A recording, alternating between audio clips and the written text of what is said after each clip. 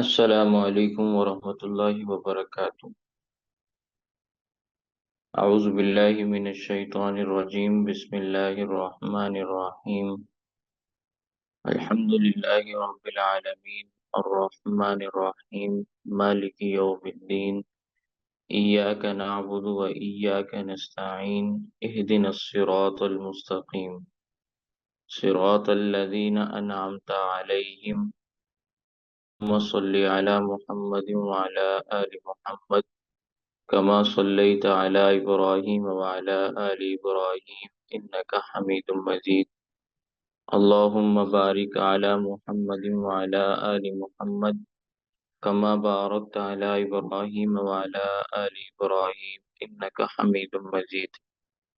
تقلید کی تعریف میں نے آپ کے سامنے عرض کی تھی کہ مسائل اجتہادیہ میں غیر مجتہد کا ایسے مجتہد کے مفتابہہ مسائل کو بلا مطالبہ دلیل تسلیم کر لینا، جس کا مجتہد ہونا دلیل شرعی سے ثابت ہو اور اس کا مذہب اصولاً و فروعاً مدون ہو کر مقلد کے پاس تواتر کے ساتھ پہنچا ہو۔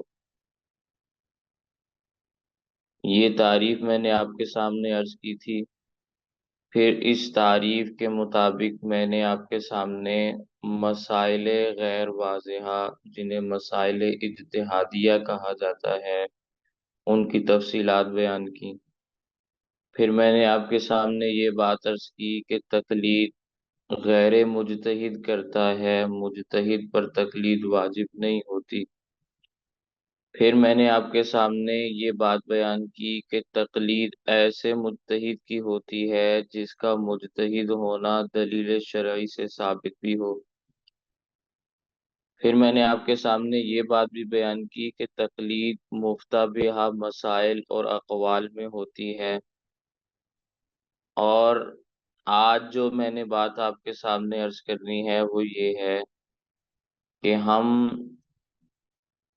تقلید کرتے ہوئے بات کو بلا مطالبہ دلیل تسلیم کرتے ہیں،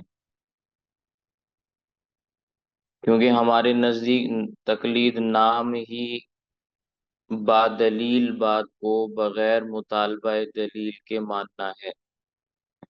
عام طور پر لوگ یہ بات کہتے ہیں کہ تقلید کرنے والے دلائل سے مبرہ ہیں، دور ہیں، پاک ہیں، دلائل کے ساتھ ان کا کوئی تعلق نہیں ہوتا۔ بس کسی نے کوئی بات بیان کر دی، وہ صحیح ہو، غلط ہو، سچی ہو، جھوٹی ہو، یہ اس کی بات کو تسلیم کر لیتے ہیں، حالانکہ ایسا نہیں ہوتا۔ جب ہم اپنے آپ کو مقلد کہتے ہیں، تقلید کرنے والوں میں شامل کرتے ہیں، تو تقلید میں بات دلیل بات بغیر مطالبہ دلیل کے مانی جاتی ہے۔ دلیل کا مطالبہ نہ کرنا الگ ہوتا ہے، اور دلیل کا موجود ہی نہ ہونا یہ الگ مسئلہ ہوتا ہے۔ دلیل موجود ہوتی ہے لیکن دلیل کو مانگا نہیں جاتا، طلب نہیں کیا جاتا، مطالبہ دلیل نہیں ہوتا، یہ مسئلہ ہے۔ لیکن کیا کریں ہمارے زمانے کے ان جہلاء کا کہ جو بغیر مطالبہ دلیل اور با دلیل میں فرق نہیں کر پاتے۔ انہیں یہ نہیں سمجھ آتی کہ با دلیل بات کبھی بغیر مطالبہ دلیل بھی مان لی جاتی ہے۔ ہر چیز کے اوپر دلائل کا مطالبہ نہیں کیا جاتا، کبھی کسی کے فہم کے اوپر، فراست کے اوپر، علم کے اوپر، تقوی کے اوپر اعتماد بھی کیا جاتا ہے۔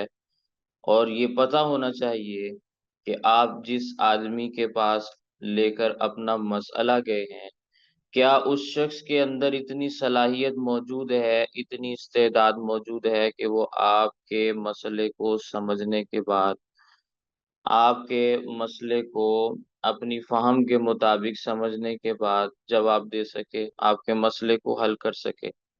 ہم جب امام اعظم ابو حنیفہ رحمہ اللہ کے پاس جاتے ہیں یا کوئی اور مقلد اپنے امام کے پاس جاتا ہے، کوئی شافعی امام شافعی کے پاس جاتا ہے، کوئی مالکی امام مالک کے پاس جاتا ہے، تو مالکی کو امام مالک کے تقوی پر، امام مالک کے علم پر، امام مالک کی ہر چیز پر، فہم و فراست پر اعتماد ہوتا ہے۔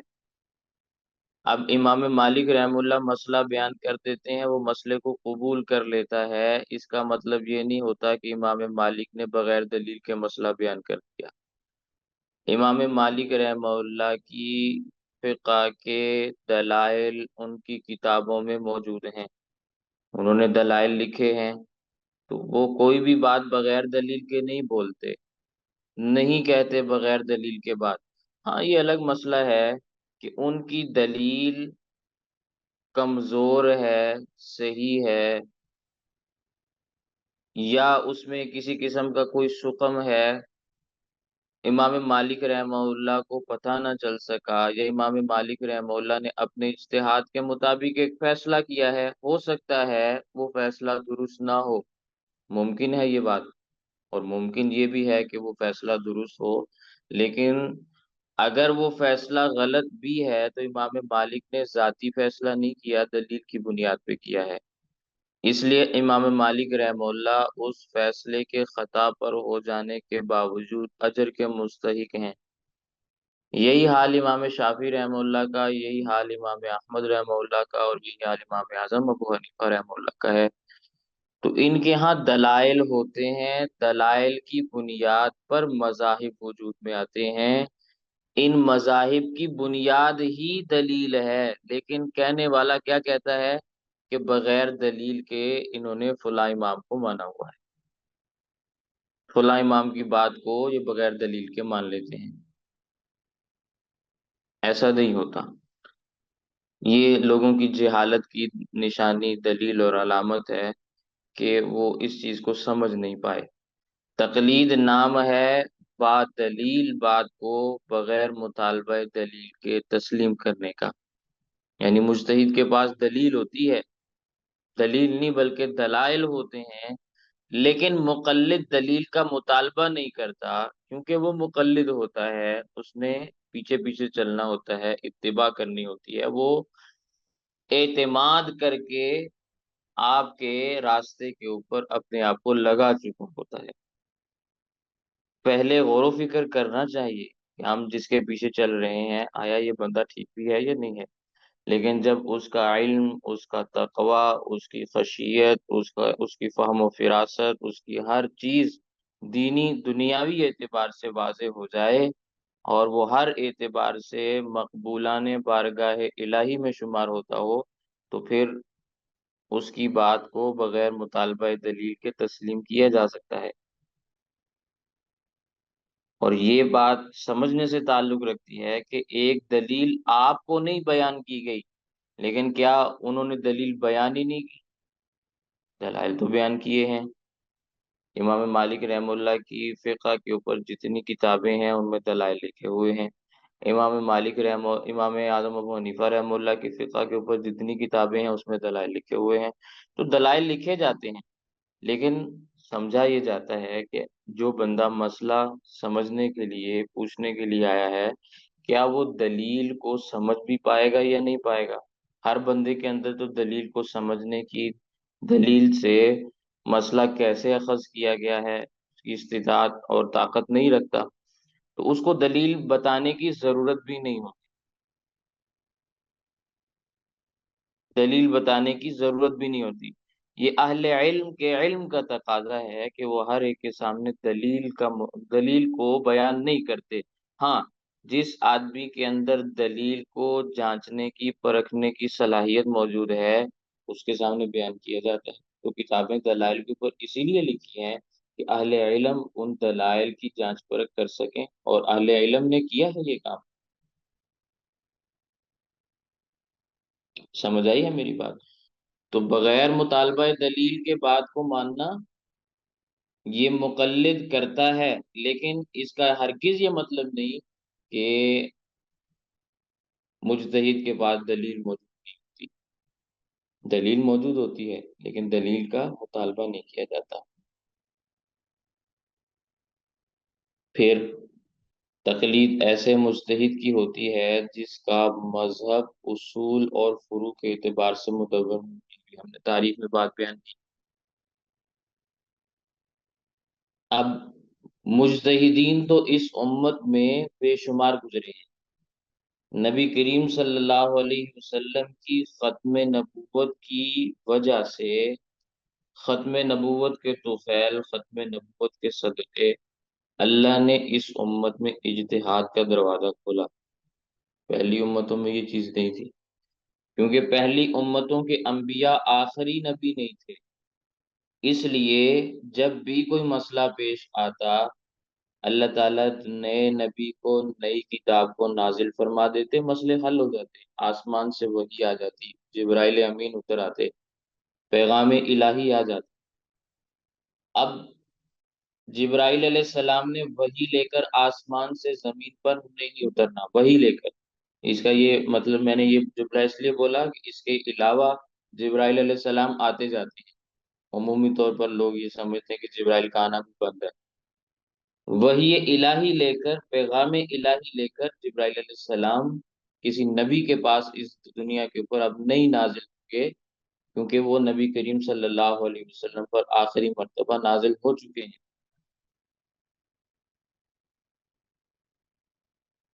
تو اب اس امت نے قیامت تک رہنا ہے، قیامت تک کے مسائل کو حل کرنے کے لیے اب نئے نبی نے تو آنا نہیں، نئی کتاب نے بھی نہیں آنا، نئی شریعت نے بھی نہیں آنا، تو اللہ نے اس امت میں اجتہاد کا دروازہ کھولا ہے۔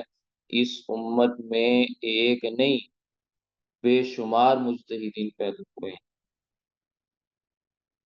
ہزاروں مجتہدین پیدا ہوئے ہیں، بلکہ ہزاروں سے بھی زیادہ۔ شمار کرنا چاہیں تو شاید شمار نہ ہو سکیں کہ اس امت میں اللہ تعالیٰ نے کس کس کو درجہ اجتہاد پہ فائز کیا۔ بے شمار مجتہدین آئے،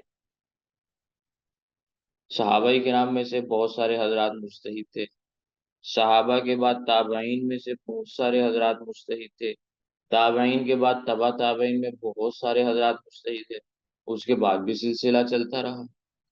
لیکن کیا ہر مجتہد کی بات کو ہم تسلیم کر لیں گے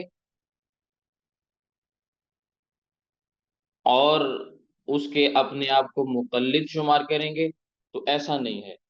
ایسا اس لیے نہیں ہے کہ ہم کسی امام کی اگر تقلید کرتے ہیں، کسی بھی مجتہد کے اجتہاد پر جب عمل کرتے ہیں، تو ہم یہ بات دیکھتے ہیں کہ اس کا مذہب مدون شدہ ہے یا نہیں ہے، ترتیب دیا گیا ہے یا نہیں ترتیب دیا گیا، کسی نے ان کے مذہب کو لکھا ہے یا نہیں لکھا، اصول کے اعتبار سے، فروع کے اعتبار سے، عقائد کے اعتبار سے، مسائل کے اعتبار سے، کیا ان کے مذاہب کو ترتیب دیا گیا، لکھنے والوں نے لکھا؟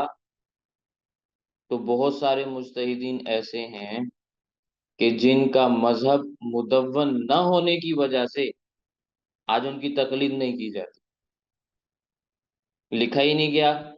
اس کا یہ مطلب نہیں کہ وہ درجہ اجتہاد پہ فائز نہیں تھے، وہ مجتہدین تھے، درجہ اجتہاد پہ فائز تھے، ان کا مذہب تھا، لیکن اس مذہب کو جب لکھا نہیں گیا، ترتیب نہیں دیا گیا، اس کے اصول اور فروع بیان نہیں کیے گئے، تو اب ہم ان کی تقلید کیسے کریں گے؟ ہمیں کیا پتہ چلے گا کہ کس مجتہد کا کیا مذہب تھا؟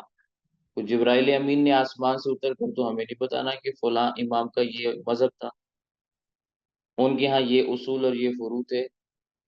انہوں نے خود بھی اٹھ کے نہیں بتانا کہ آپ ان کی قبر پہ جا کے بیٹھ جائیں، وہ ساری چیزیں آپ کو بتا دیں کہ بھی میرا یہ مذہب تھا اور میرے یہ دلائل تھے، یہ ایسا بھی نہیں ہو سکتا۔ تو جب مذہب مدون ہی نہ ہو سکا، لکھا ہی نہیں گیا، تو اب آپ اس مذہب کے مطابق عمل کیسے کریں گے؟ ممکن ہی نہیں ہے، کوئی صورت ہی نہیں ہے مذہب کے اوپر عمل کرنے کی۔ تو اس لیے ہم ان کے اجتہاد کو بھی تسلیم کرتے ہیں، ان کی مجتہدانہ شان بھی مانتے ہیں، ان کا ادب اور احترام بھی کرتے ہیں، لیکن ان کا مذہب چونکہ مدون نہیں، اس لیے ان کی تقلید نہیں کرتے۔ مذہب مدون نہ ہونے کی وجہ سے ان کی تقلید نہیں کرتے۔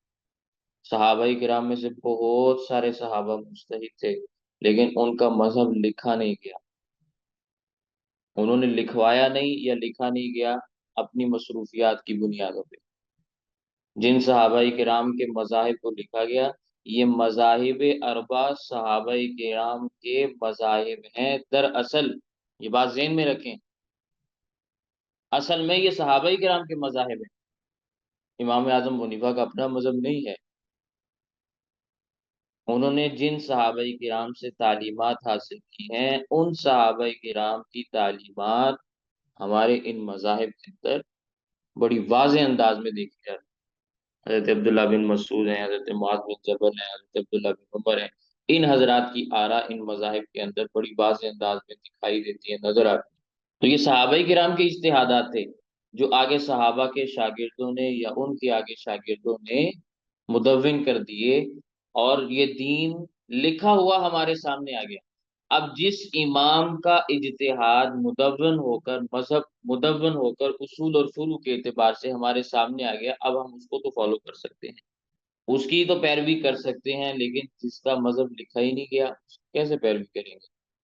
اس لیے ہم یہ بات کہتے ہیں کہ ہم تقلید ایسے مجتہد کی کرتے ہیں جس کا مذہب اصول اور فروع کے اعتبار سے مدون۔ اب یہاں اگر میں آپ کے سامنے یہ بات عرض کروں، جو عمومی طور پر لوگ اشکالات بھی پیدا کرتے ہیں اور بہت سارے ذہنوں کے اندر یہ بات آتی بھی ہے کہ دین تو ایک ہے، تو پھر یہ اتنے مذاہب کیوں ہیں، اتنے اجتہادات کیوں ہیں؟ دین تو ایک ہے، اتنے اجتہادات کیوں ہیں؟ تو سب سے پہلے، دین اور مذہب کے اندر جب انسان کو فرق محسوس ہوتا ہے تو پھر انسان اس بات کا جواب بڑے اچھے طریقے سے سمجھ سکتا ہے۔ ہمارے ہاں اتنی بھی لوگوں کے اندر صلاحیت موجود نہیں کہ وہ دین اور مذہب میں فرق کر سکیں۔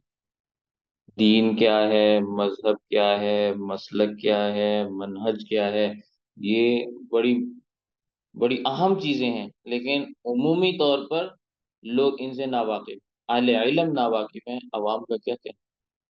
میں یہ بات آپ کے سامنے عرض کر رہا تھا کہ دین اور مذہب میں فرق ہے۔ دین نام ہے منصوصات کا اور مذہب نام ہے اجتہادیات کا۔ جب آپ منصوصات اور اجتہادیات یعنی دین اور مذہب میں فرق کر لیں گے، اس کو دونوں کو سمجھ جائیں گے کہ کس کو دین کہتے ہیں، کس کو مذہب کہتے ہیں، تو آپ کو یہ بات بڑے اچھے طریقے سے سمجھ آ جائے گی کہ دین ایک ہی ہوتا ہے، مذاہب زیادہ ہو سکتے ہیں، کوئی قابل اشکال بات نہیں۔ میں اس کی مثال عرض کرتا ہوں۔ آپ نے اسلام آباد جانا ہے، جو ہمارے ملک کا دارالحکومت ہے، دارالخلافہ ہے۔ آپ نے اس شہر کی جانب سفر کرنا ہے، تو اس شہر کی جانب سفر کرنے کے راستے مختلف ہو سکتے ہیں یا ایک ہی راستے سے آپ سفر کریں گے؟ راستے زیادہ ہو سکتے ہیں نا۔ آپ کی منزل ہے اسلام آباد، اس کے لیے آپ راستہ کوئی بھی منتخب کر لیں، لمبے راستے کا انتخاب کر لیں، شارٹ کٹ راستے کا استعمال کر لیں، موٹر وے کا استعمال کر لیں، ہائی وے کا استعمال کر لیں، شہروں سے گزرتے ہوئے جائیں یا سیدھا سیدھا چلے جائیں، باہر باہر سے نکل جائیں، سارے آپشن موجود ہیں نا۔ تو پہنچنا ایک مقام کے اوپر ہے، لیکن اس ایک مقام کے کئی راستے ہیں۔ مشرق سے آنے والوں کا راستہ الگ ہوگا، مغرب سے چلنے والوں کا راستہ الگ ہوگا، شمال سے آنے والوں کا راستہ الگ ہوگا، جنوب سے آنے والوں کا راستہ الگ ہوگا۔ منزل کیا ہے؟ ایک۔ مختلف راستے ہو سکتے ہیں نا، دونوں اعتبار سے میں نے بات عرض کر دی۔ تو دین ایک ہی ہے، لیکن اس دین پر عمل کرنے کے راستے کئی ہو سکتے ہیں۔ ان راستوں کو اجتہادیات کا نام دیا گیا ہے، انہیں مذاہب کہتے ہیں، لیکن منصوصات وہی ہیں جو امام مالک کے ہاں ہیں، وہی امام شافعی کے ہاں ہیں، وہی امام اعظم کے ہاں ہیں، وہی امام احمد کے ہاں ہیں رحمہ اللہ تعالی۔ منصوصات سب کے ہاں وہی۔ قرآن وہی ہے، حدیث وہی ہے۔ شوافے کے ہاں قرآن کوئی الگ تو نہیں ہے، جن کے ہاں قرآن الگ ہے، ہم ان کے مذہب کو مذہب ہی نہیں سمجھتے۔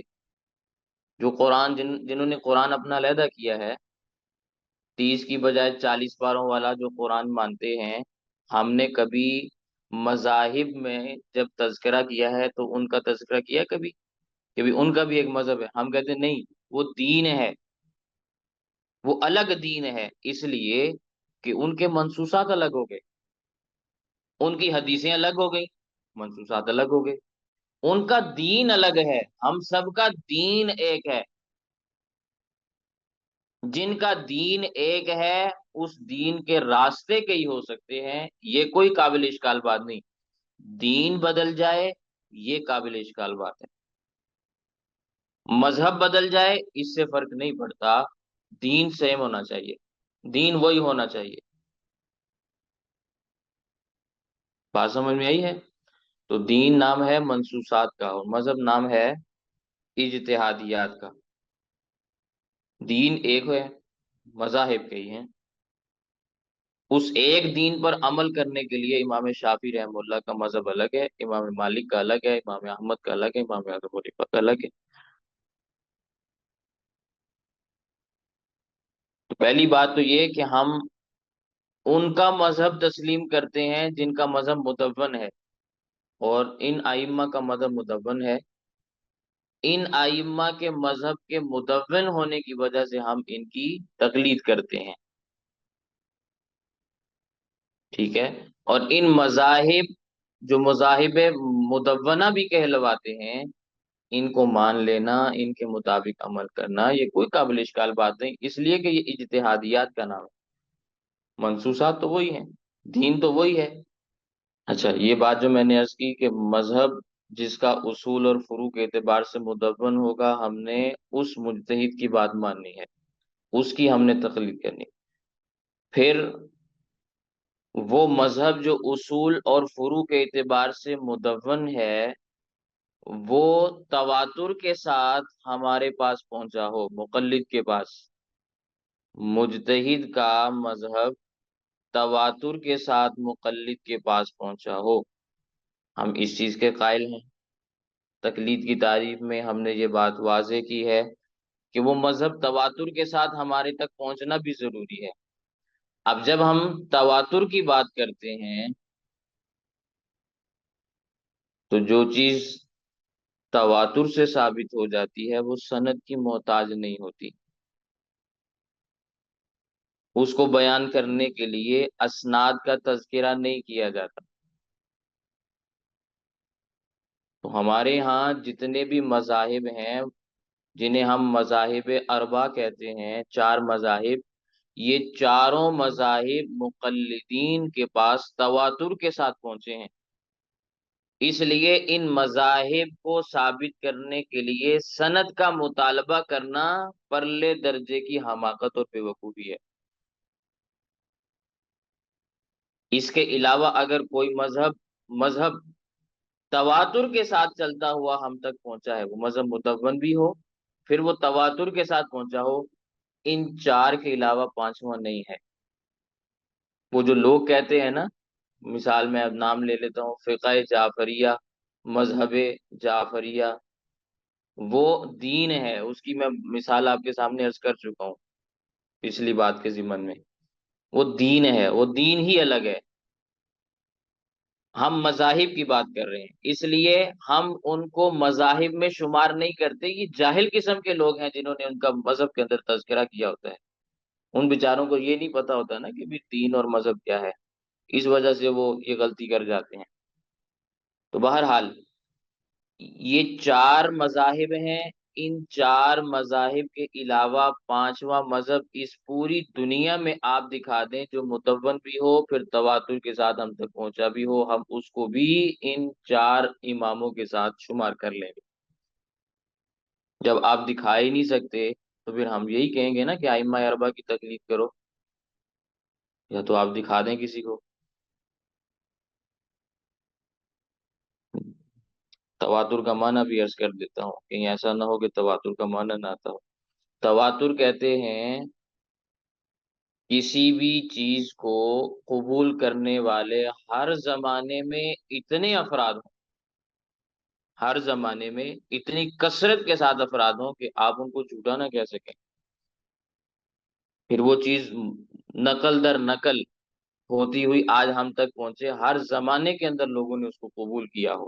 تو یہ مذاہب اربع ہی ہیں جو ہر زمانے کے اندر لوگ قبول کرتے رہے ہیں، ان مذاہب کے مطابق عمل کرتے رہے ہیں، اور آج تک عمل کر رہے ہیں اور قیامت تک کریں گے۔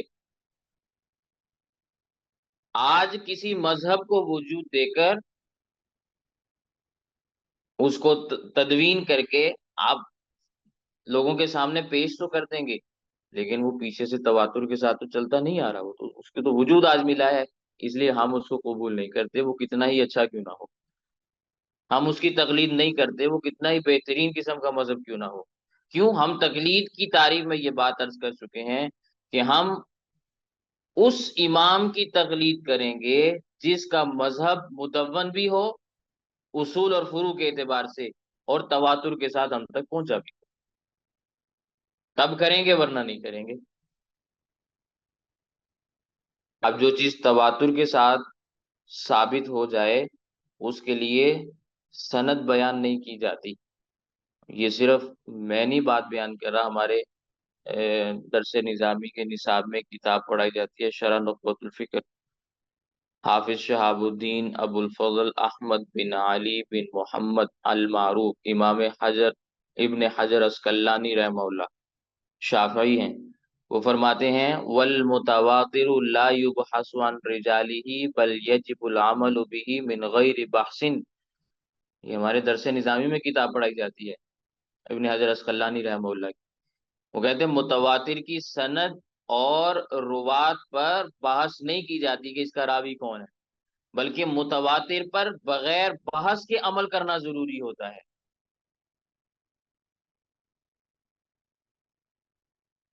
یہ نہیں دیکھا جاتا کہ اس کو بیان کرنے والا کون ہے، اس کی سند کیا ہے، اس بندے نے جو بیان کر رہا ہے اس نے کس سے یہ بات سنی، نہیں، دیکھا یہ جاتا ہے تواتر آ رہا ہے کہ نہیں آ رہا، تواتر والی شرط پائی گئی، بس اب عمل کرنا ضروری ہوگا۔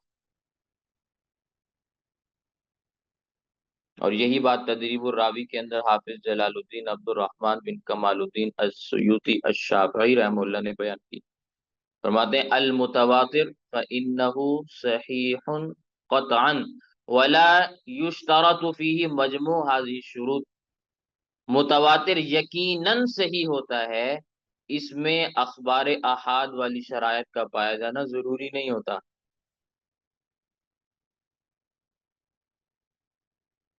متواتر یقیناً صحیح ہوتا ہے۔ اور اسی طرح امام رضی الدین محمد بن ابراہیم الحلبی الحنفی جو بہت معروف ہیں امام ابن الحنبلی رحمہ اللہ کے نام سے، وہ اپنی کتاب کے اندر یہ بات بیان کرتے ہیں وَمِن شَانِهِ أَن لَا يُشْتَرَطَ عِدَالَةُ رِجَالِهِ بِخِلَافِ غَيْرِهِ، متواتر کی یہ خصوصیت ہے کہ اس کی سند کے راویوں کی عدالت ضروری نہیں، یہ متواتر کی خصوصیت ہے کہ اس کی سند کی ہی ضرورت نہیں ہوتی تو اس کے راویوں کی عدالت کیسے ضروری ہوگی۔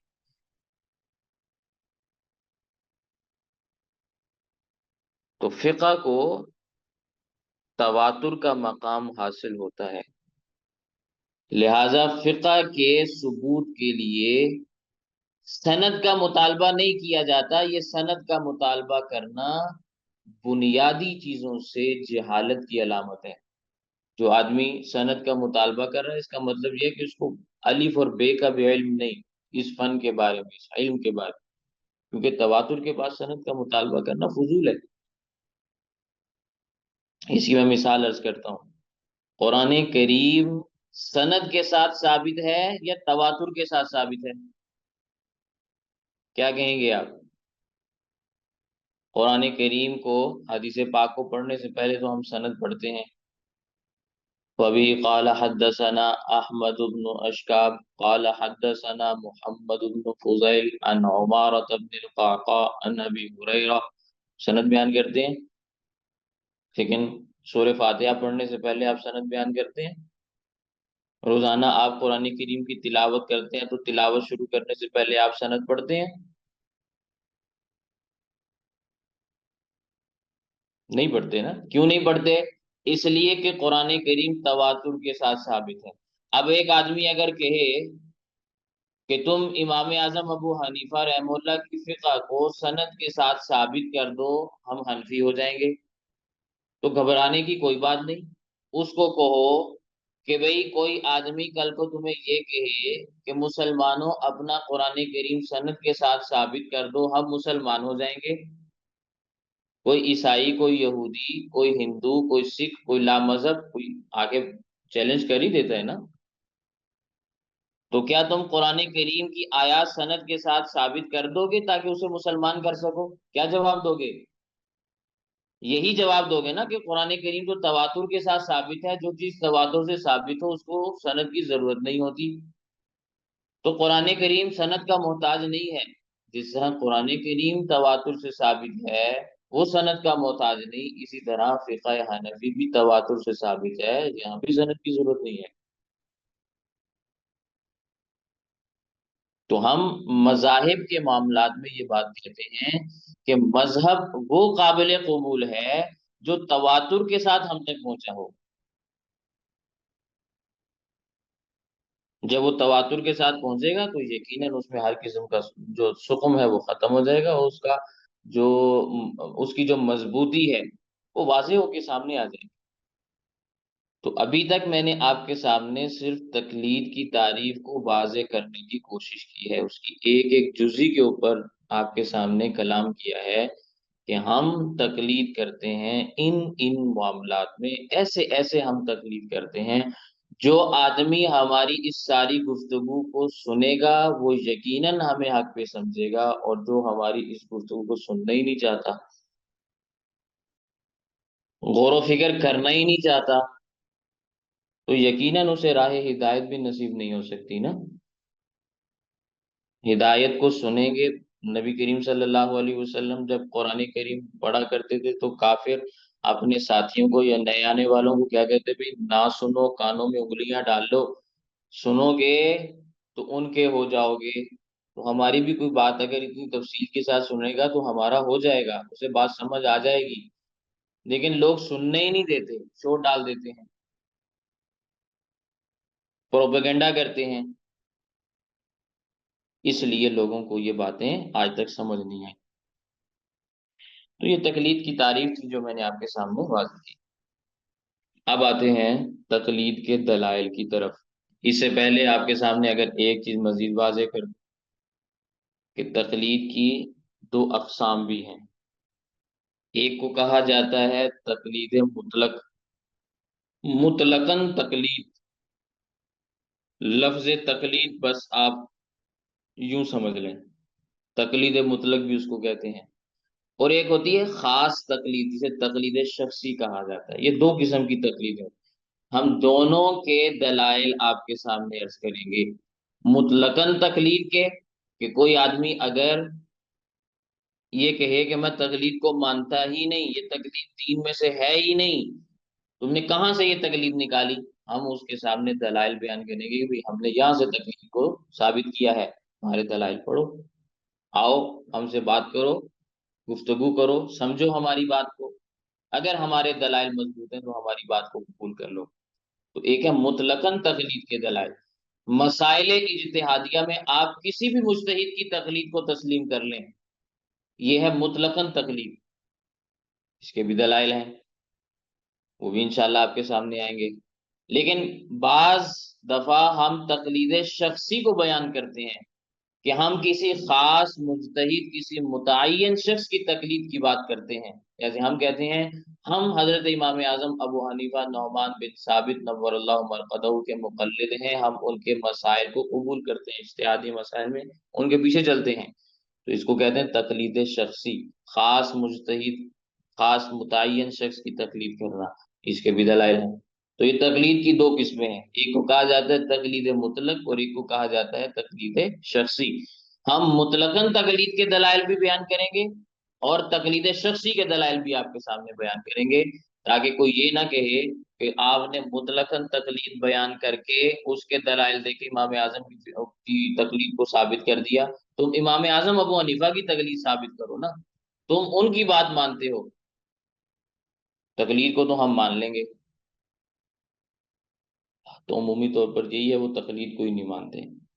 وہ کہتے ہیں قرآن سے تقلید کا لفظ دکھاؤ، کہاں سے یہ تقلید نکالی؟ حدیث سے تقلید کا لفظ دکھاؤ، کہاں سے تم نے حدیث؟ جب قرآن میں اللہ نے تقلید کا لفظ ہی استعمال نہیں کیا تو تم کیوں کہتے ہو ہم تقلید کر رہے ہیں؟ اس کا جواب ہے آپ کے پاس؟ قرآن میں اللہ نے تقلید بیان ہی نہیں کی، لفظ تقلید آیا ہی نہیں، پورے قرآن میں آپ دیکھ لیں، تو کیوں تم تقلید کہتے ہو، کیوں تم تقلید کرتے ہو؟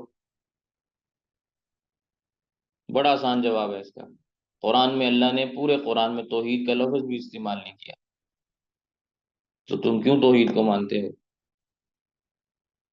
لفظ توحید اگر قرآن کریم، لفظ توحید اگر لفظ تقلید قرآن سے ثابت نہیں تو لفظ توحید بھی ثابت نہیں، نکالو قرآن کی کون سی آیت میں توحید کا لفظ بیان کیا گیا؟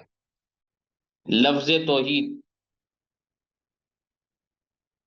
توحید کا معنی موجود ہے، توحید کی اقسام کا بھی تذکرہ ہے، ساری چیزیں، لفظ توحید نہیں ہے۔ کوئی آدمی کہہ سکتا ہے قل هو اللہ احد اللہ الصمد لم یلد ولم، یہ تقلید، یہ توحید کا معنی ہے؟ توحید کا لفظ نہیں ہے۔ سورہ اخلاص کے اندر کہیں لفظ توحید آ رہا ہے؟ لفظ توحید ثابت نہیں ہے، توحید ثابت ہے، جس کو ہم توحید کہتے ہیں وہ قرآن سے ثابت ہے، تو جس کو ہم تقلید کہتے ہیں وہ قرآن سے ثابت ہے، اگرچہ توحید اور تقلید کا لفظ قرآن میں نہیں ہے۔ تو اگر کسی چیز کا قرآن میں تذکرہ نہ ہو لفظ کے اعتبار سے، آپ اس کا انکار کریں گے تو توحید کا بھی انکار کر دیں، ویسے انہوں نے انکار کیا ہوا ہے، لوگوں کو سمجھ نہیں آتی، توحید کا انکار کیا ہوا ہے، سمجھ نہیں آتی لوگوں کو، میں نے کئی دفعہ یہ بات سمجھانے کی کوشش کی۔ تو بہرحال یہ تقلید کے دو قسم کے دلائل ہیں، ایک کو کہا جاتا ہے مطلقاً تقلید کے دلائل اور ایک کو کہا جاتا ہے شخصی تقلید کے دلائل۔ ہم دونوں قسم کے دلائل آپ کے سامنے بیان کریں گے، لیکن آئندہ مجلس میں، ٹھیک ہے، تاکہ سبق زیادہ لمبا نہ ہو جائے اور آپ کے لیے محفوظ کرنا مشکل نہ ہو جائے۔ کسی کا کوئی سوال ہے، کسی کی کوئی بات ہے تو وہ بیان کر دیں۔ اللہ تعالیٰ ہمیں بات سمجھنے کی توفیق عنایت فرمائے۔